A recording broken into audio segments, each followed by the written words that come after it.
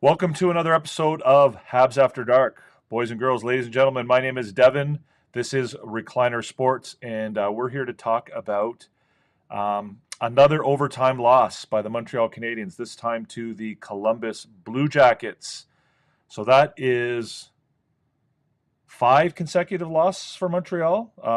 They get points in 3 of those 5 games, but unfortunately it is 5 consecutive losses. Not a terrible game for the team tonight. I thought there were moments when they struggled. We'll talk about it a little bit more. Bienvenue tout le monde à une autre émission de Bleu, Blanc, Rouge, Nuit. Je m'appelle Devin, ici Recliner Sports. Bienvenue à votre émission d'après-match. On va parler au sujet du match des Canadiens. Encore une autre perte en tir de barrage, une compte de 4-3 contre les Blue Jackets de Columbus. C'est un 5e match de suite pour le Canadien, sans victoire. Mais dans ces 5 matchs, ils ont eu au moins 1 point dans 3 des 5 matchs. Alors, c'est pas tellement pire, mais c'est pas très bien non plus. On va en parler plus. Si vous avez des questions, des commentaires, j'aimerais bien les voir dans la section de commentaires. Si vous voulez joindre à l'émission, vous pouvez pousser sur le bouton en bas. If you are interested in joining the Recliner Sports community, guys, feel free to press the subscribe button down below, the notification bell, all that good stuff. And if you have questions or comments, please do so in the comment section. We will go through the game. We'll talk about it. We'll talk about the scoreboard, and we will review our A-team. So if you have thoughts on who you think should be on the A-team, you could put those in the comment section as well. The A-team is, of course, the players, the 4 players that I feel were the biggest contributors for the Canadiens who stood out for Montreal tonight. Alors, si vous avez des suggestions pour l'équipe, le A-team, ce sont les 4 joueurs qui ont plus contribué au match du Canadien ce soir. Les 4 meilleurs joueurs du Canadien, comme les 3 étoiles, mais ici, on en prend 4. Si vous avez des suggestions, des opinions au sujet des 4 meilleurs joueurs, vous pouvez les donner dans les commentaires et on va parler de mes choix plus tard dans l'émission. If you're over watching on TikTok, come and join us over on YouTube. We are over here. We're live. I won't be responding to questions on TikTok, only on YouTube. And we have one already from Mark Yeep. Mark says, I want to know your thoughts on the line changes at the start of Slav being replaced with Bolduc. Honestly, I wasn't really a huge fan with what they did at all. Nonetheless, we will take a point. I'm kind of glad you asked that question, Mark, because it's something I really wanted to talk about during the show. I don't like it. I don't like it at all. It's one of my pet peeves, and with coaches in general, and it's something that I don't like about Marty St. Louis. He's too quick to tinker with his lines. He's too quick to break up something that works in order to try and fix something that doesn't work. And I don't feel like there's I don't like the thought process that goes into some of the line changes that he makes. I don't know why you would break up under any circumstances Suzuki, Caulfield, and Slavkovsky. I feel like Slavkovsky, I mean, if this was some sort of a message or punishment to go to Slavkovsky, I don't get that. I think Slavkovsky's been playing probably the best hockey of his career over the last couple of weeks. The only way it could possibly even make remotely any sense is if you're trying to get Bolduc going. But again, I don't understand the thought process of breaking up what has been one of the best forward lines in the entire NHL for the better part of 2 years in order to make those changes. I don't understand it. I don't know why they did it. I also don't know why they don't just put Evans, Gallagher, and Anderson together and leave them together. I don't understand it. Slavkovsky, I thought, looked good tonight on the second line, but I thought he looked good in the third period when they finally put the first line back together at the end of the game. So again, I don't understand what they're doing.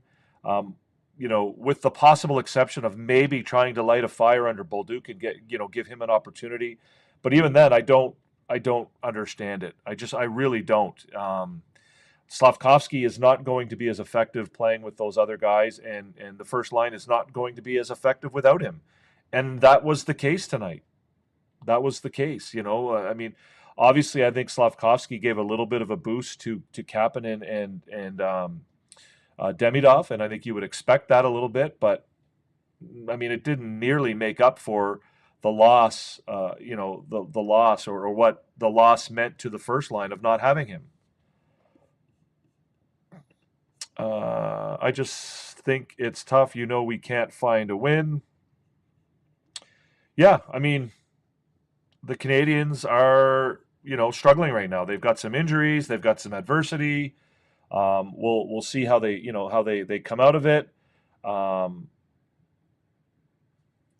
don't know.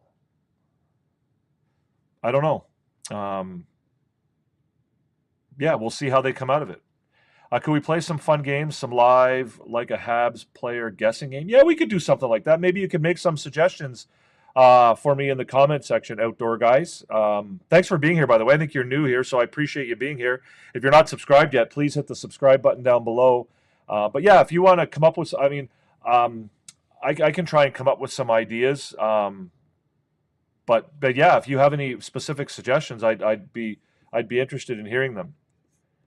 I love the way Cole Caulfield shoots the puck. He's so skilled, yet too unseen by so many hockey analysts. Yeah, I mean I think he's still making a little bit of a name for himself.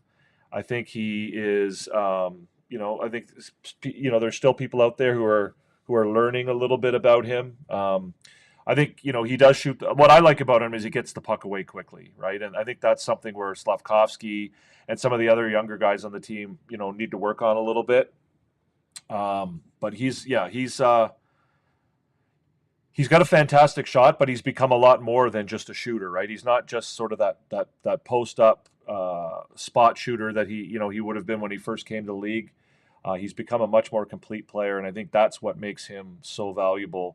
But yeah, I mean, Caulfield obviously is really evolved his game since joining the Canadiens, and I think a big part of that is owed to Marty St. Louis as well. So, if you're enjoying the content as well, guys, you can hit the thumbs up button. Let us know that you like the show. That helps our algorithm as well. Helps bring more people in.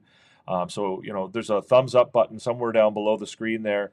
If you are enjoying what you're seeing, feel free to hammer down on that a little bit and give us some love over here. So. Riley is also new here. Welcome, Riley. Thank you very much for joining us. Thanks for the question. If you're not subscribed, Riley, feel free to hit that button down below and join the community here. Thoughts on Veleno not having a point? I mean, obviously, you would expect him to have a couple points at this stage of the season, but again, I don't think it's nearly the disaster that people are making it out to be. He's being deployed in a very defensive role. He's been moved around from a couple lines, but for the most part, he's playing on a line with Jake Evans, who is being deployed, almost exclusively to start in the defensive zone. Right, all of their faceoffs are taking place in the defensive zone. They're not being deployed in offensively advantageous positions, and so. Obviously, again, 0 points is kind of an outlier, and that's a kind of a wild number to look at.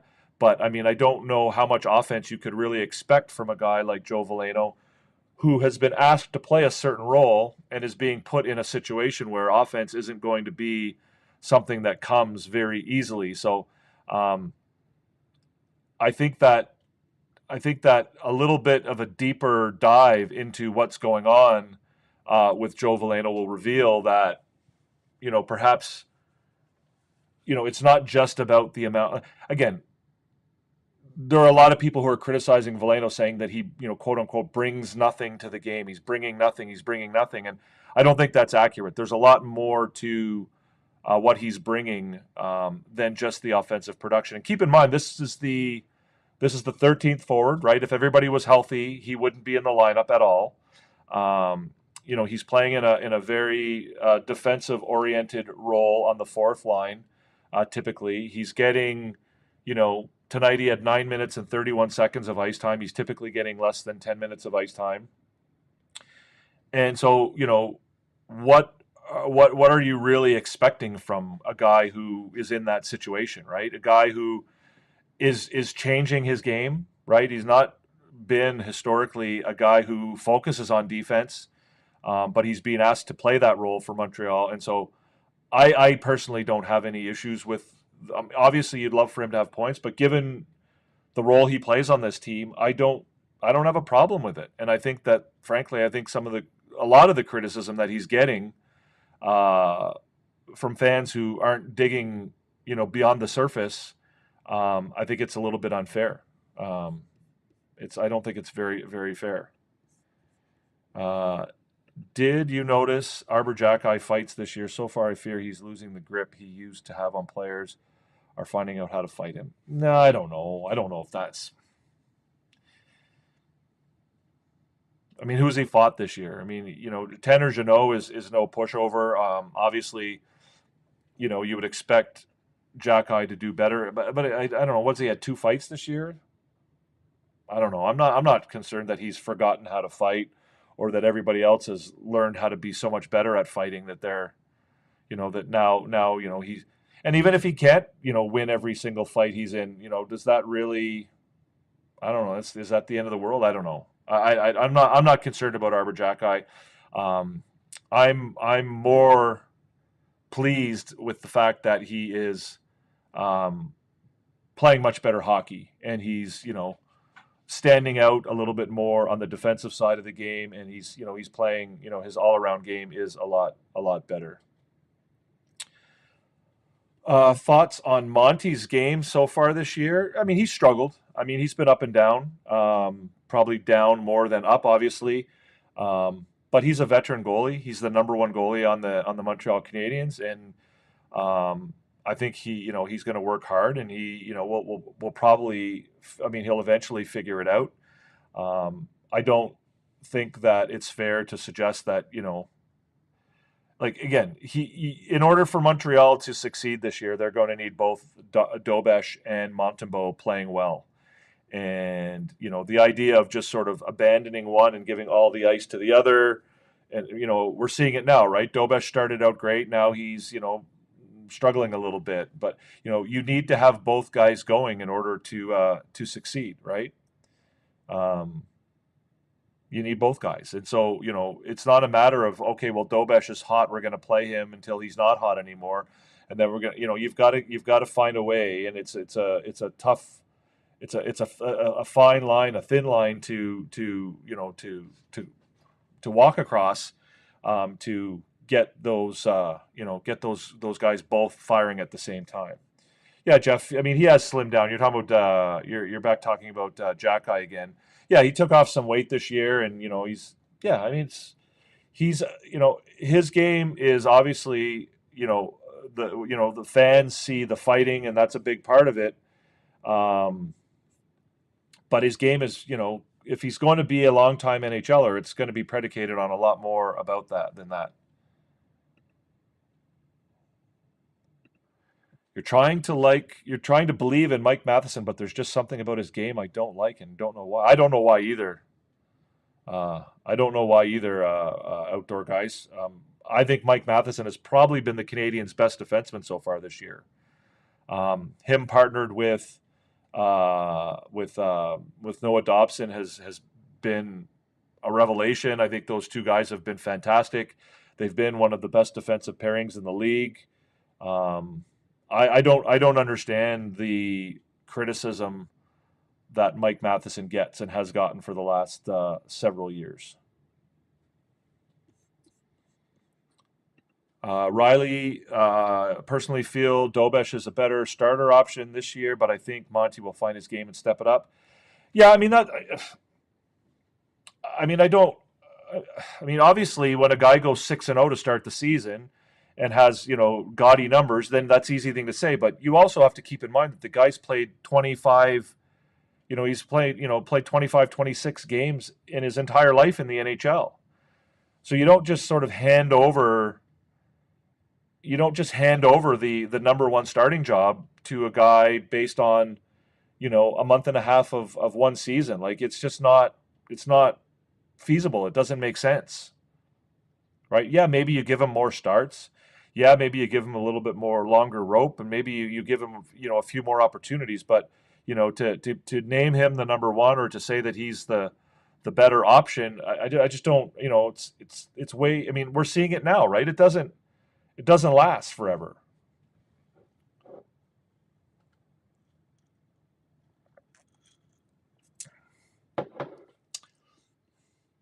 Everybody's got opinions. Yes, I do play Wordle, outdoor guys. Um, Everybody's got opinions. I mean, I'm not going to agree with all of them, and you guys don't always have to agree either. But um, yeah, I'm a Mike Matheson fan, not just because of what he does on the ice, but because of what he brings off the ice as well. No, I got you, outdoor guys. It's all good. I don't mean to criticize him or anything, but some people you just don't like, whether it's the way. Yeah, again, I don't know. I don't know what it is you don't like about him either. I get it. Well, I don't get it, but I get that people don't like guys, but I don't understand the reason why um, play like I don't understand. Matheson last year especially took a ton of criticism, and there's a segment of the Canadiens fan base and media that you just like to jump on him. And I don't. I mean, I get that he makes very visible mistakes at times, or he did last year anyway.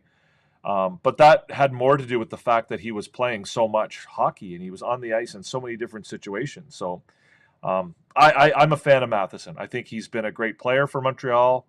I thought he did great things for the team when they were struggling, when he was one of the only veterans around and they needed somebody to, play 25, 26, 27 minutes a night when they didn't have the players to do that. I feel like he's been a good leader.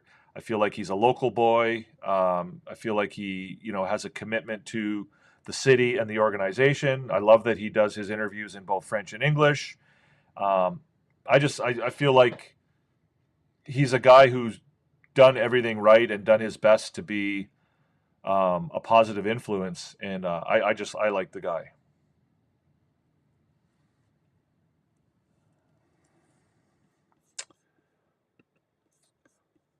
Honestly, I don't think he's extremely consistent. Just sort of don't know if I would trust him in certain situations, mostly last year.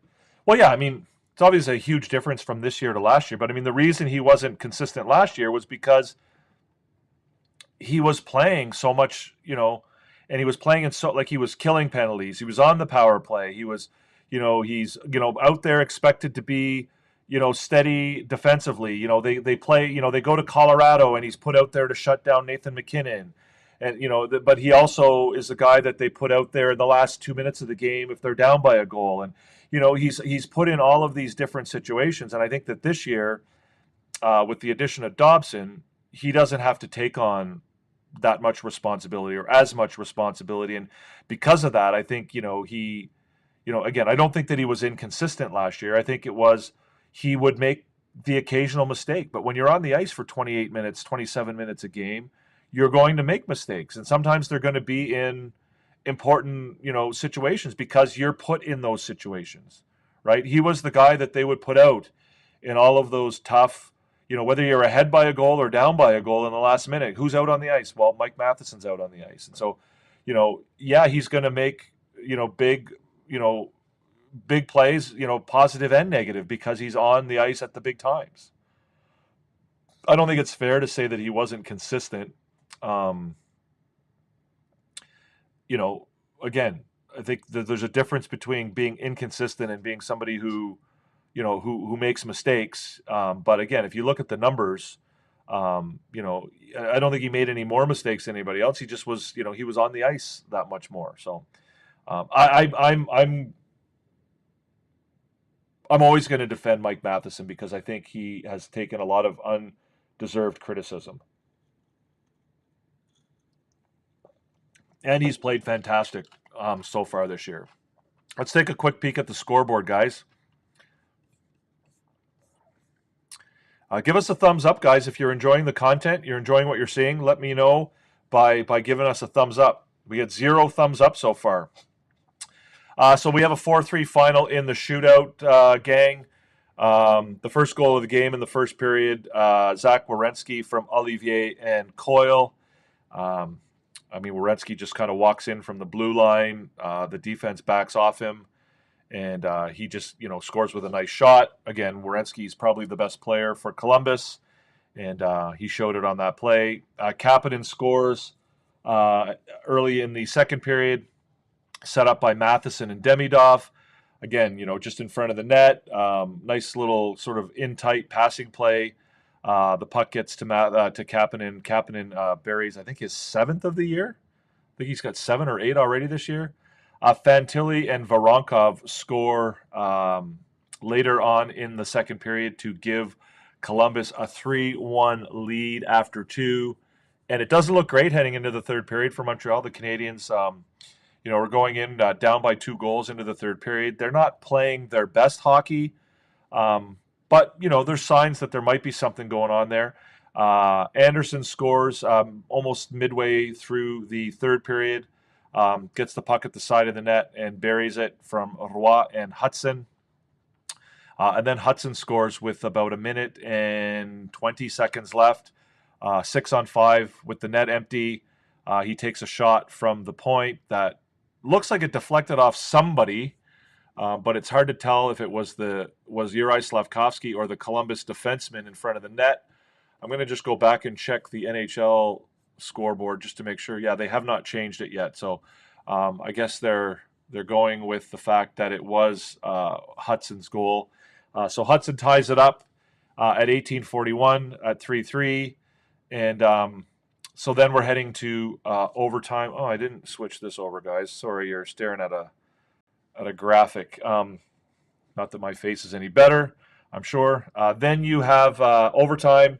The Canadiens dominant in the overtime, guys. They had the play. They had the puck probably out of the 5 minutes of the overtime period. They probably had the puck for almost 4 minutes and 15 seconds of it, I would say. I don't even know that. The Columbus, no shots on goal in the overtime. The Canadiens had 6. They just, they held the puck. They controlled the play. They created chances. When they did, lose the puck, they, were able to get it back. Hudson, Caulfield, Suzuki, and then you had Demidov, Kapanen, and Matheson, I believe, were out there. You even had Evans and Slafkovsky getting some scoring chances. So I thought they were really, really good in overtime. Unfortunately, they're not nearly as good in a shootout. They do a lot better in overtime than they do in a shootout. They weren't able to beat Jet Greaves in the overtime, and so it went to a shootout. And in the shootout, it was all Columbus. They had goals from Marchenko and Kent Anderson. And the Canadiens got their only goal from Cole Caulfield, and so the shootout ended 2-1, and the final score ended 4-3. So that's your scoreboard for the game tonight, guys. Again, a pretty good third period for the Canadiens, but the first 2 periods weren't bad. They just weren't great. I thought the Canadiens showed some real life in the third period, and it is a good sign heading into their next game.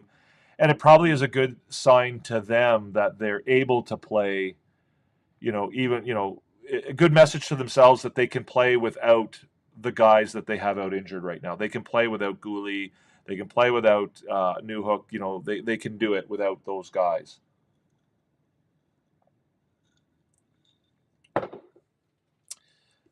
So just to go back to the scoreboard, we'll look at some of the advanced stats off the scoreboard. So we'll see here that the Canadiens, as far as advanced stats are concerned, we're the better team tonight.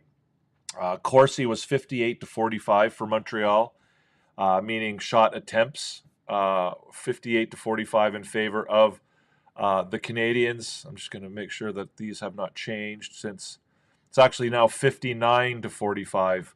According to Natural Stat Trick.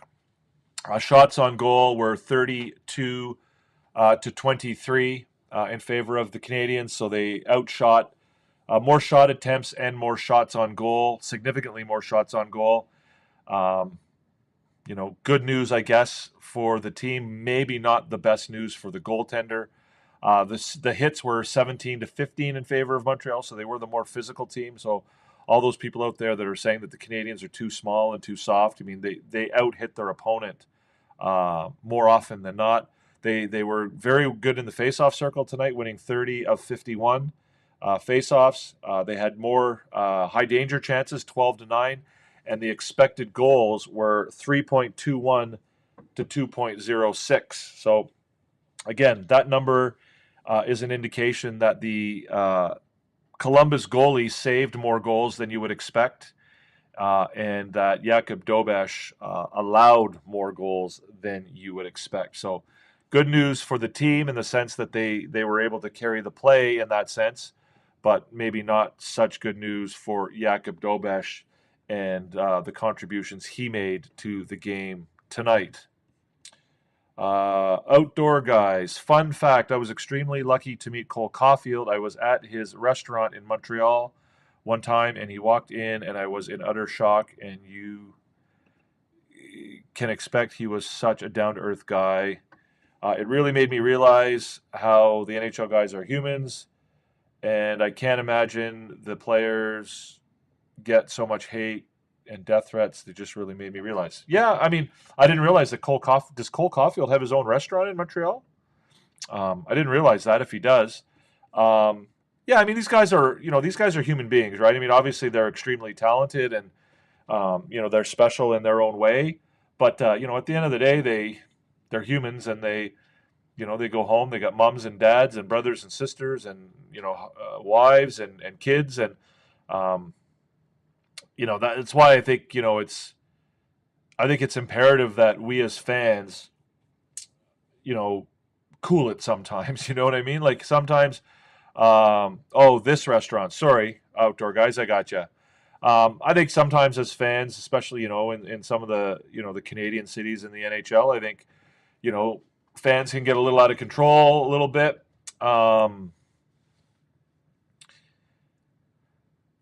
It's a game at the end of the day. Yeah, it's important, and we take it seriously, and these guys are making millions and millions of dollars, and to a certain extent, I think they owe something to the fans. But at the end of the day, it is a game, and sometimes fans take things a little bit too seriously, and I think it's important for fans to realize that these guys are human beings and that they don't deserve not just like the death threats and all that stuff, but even some of the, if you're going to criticize them, you should at least put some thought into it and not just sort of, run completely on emotion, right? Sometimes you got to run on facts and not just on the emotion. And, sometimes it gets out of control. Sometimes, it is what it is. These guys put their heart and soul into all of this, and I get it. They're well compensated for it. There's no doubt, but at the same time, it's like I don't think that just because you're buying a ticket to the game or you're a big fan of the team that it entitles you to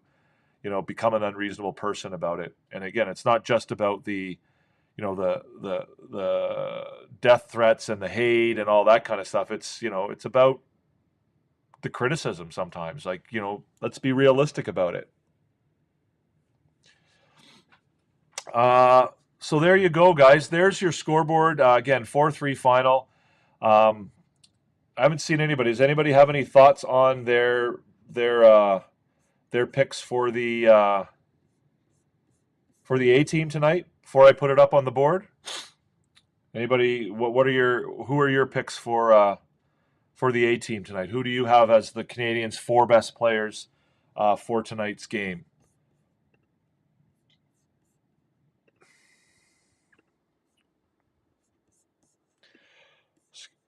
Excuse me. Whew.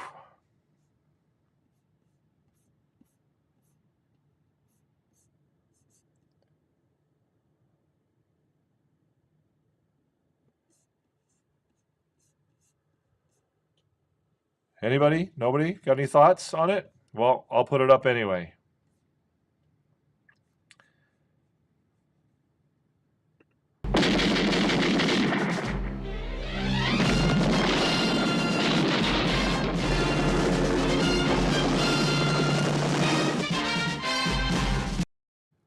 So my picks tonight for the A team, guys, is Lane Hudson, Jaden Struble, Josh Anderson, and Joshua Roy. So, what do you think of that, guys? You think I got it right? Am I crazy? Did I put some guys on there you don't think deserve to be on there? Um, Lane Hudson, I still think Lane Hudson is still not at 100%, but I thought he was really, really good tonight, especially in the second half of the game.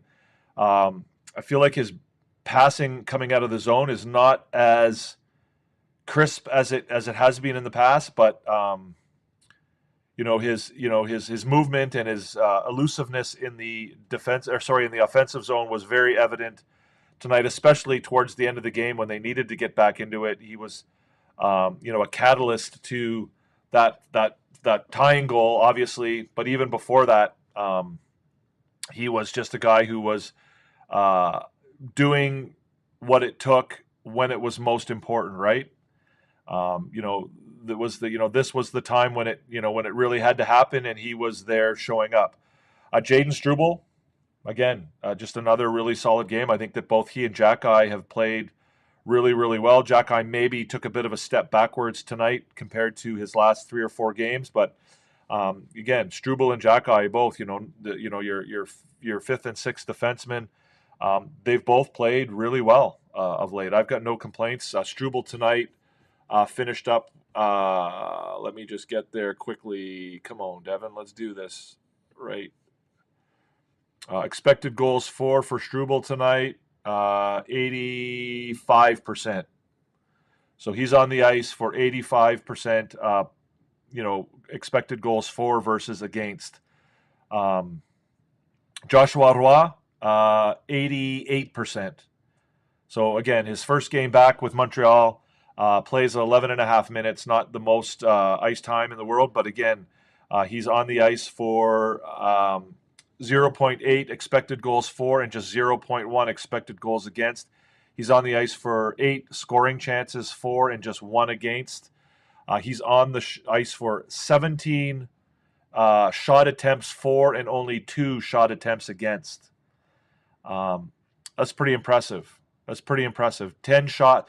So there were 10 shots on goal for Montreal when Joshua Roy was on the ice and only 1 shot against. So I know a lot of people are going to be surprised that Joshua Roy is on that list, but he had a pretty good game tonight. And I wasn't in love with his deployment. I mean, everyone talks about Joshua Roy, and people in my TikTok live were telling me that that he's like, this might be his last chance, and all these different things, like, is this his last chance? And he's got to prove. It's hard for him to prove it when he's playing on a line with the guys he was playing on a line with tonight, right? So maybe, if he's going to be up for a prolonged period of time, maybe it would be worthwhile seeing what he can do on a line with, Demidov and Bolduc. Although you don't really have a centerman there. But I feel like I would like to see what Joshua Roy can do on a line with some offensive talent. He looked pretty good with Connor Bedard at the World Juniors a couple years ago. So I would like to see him in a better role. And I think tonight, the way he played, I think he may have earned himself that opportunity. So, and your last guy on your list is Josh Anderson. And this is kind of on the back of his third period. I don't think he looked all that great in the first 2 periods, but he just, he turned it on in the third period. He was skating. His hands magically came back. He was able to get that goal to bring the team within 1 in the third period. And I just thought, he just started zipping around the ice and looked pretty good. He even got some shifts, I think, out there in some offensive roles in the last few minutes of the game. And I thought he looked really good. And when Josh Anderson is up, playing his game, and Evans too, right? Evans and Anderson both looked pretty good tonight. Gallagher as well. I think they finally put those 3 guys back together in the third period. Again, I would have Anderson, Evans, and Gallagher together and not mess with them at all. and I would have Suzuki, Slavkovsky, and Caulfield together and not mess with them at all. And then you can play around with the 6 forwards in the middle if you want. But I would not mess with your first and your fourth line. I would leave them. All alone. So there you have it, guys. Hudson, Struble, Roy, and Anderson. I don't know if you agree with me. Let me know. Are there guys on there that you think I've included that shouldn't be there? Are there guys on there that or that aren't on there that I should have put on? Give us a thumbs up if you like tonight's A-Team. Hit that thumbs up button down below. Give us a like. Let us know what you think. Like I said, I'm happy to hear in the comments if you've got any names that you think I missed or any names that I included that I shouldn't have. And I'm happy to have a chat with you guys about that as well. So that is your A-Team for tonight. So if you're over on TikTok, guys, come join us on YouTube. We are live on YouTube, Habs After Dark. Recliner Sports 4 is our channel over here. If you are over here watching on YouTube at the moment, whether you're watching live or on a replay after the fact, hit that subscribe button down below. Help us out. Help us grow a little bit. Let's get a few more people joining the. What did I just write? The Blue Jackies. Oh my God, I got to go fix that. I'm just realizing that I made a major spelling mistake on the title line for the game tonight, but I don't know that I can fix it at the moment. I'll have to fix it later. But yeah, if you're over here watching live in a replay, hit the subscribe button, join the channel, be a part of the family. We'd love to have you. We're trying to get to 500 subscribers. We are currently at 475, so we need 25 more. Everyone counts. So if you're not yet subscribed, please do so. That would be amazing, and we would really love it. So yeah, we're all kind of dried up for questions here. Outdoor guys kind of asked us a bunch of questions there. We got Riley and Jeff were asking questions earlier, but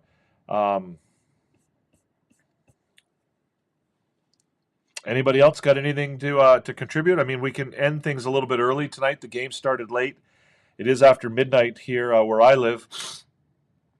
So, it might be time to shut her down and get to bed at a decent hour. So if there's nothing more that you guys have for me, then maybe I'll shut her down a little bit early tonight. But like I said, if you are watching in a replay, we would really love your feedback. You can put some questions in the comment. Si vous regardez le match après le fait, si vous avez des questions, des commentaires, vous pouvez les donner. Je vais faire mon mieux de vous répondre dans la section de commentaires ou à la prochaine émission. On va être ici après le match, je pense que c'est jeudi soir contre Washington. The Canadiens play Washington on Wednesday. We will be, is it Wednesday or Thursday? Thursday, I think. Yeah, we'll be here after that game. So if you ask some questions in the comment section, I will either answer you directly back in the comment section, or I'll wait till next episode and maybe answer them there. But yeah, if there's no more questions, there's 9 people watching at the moment.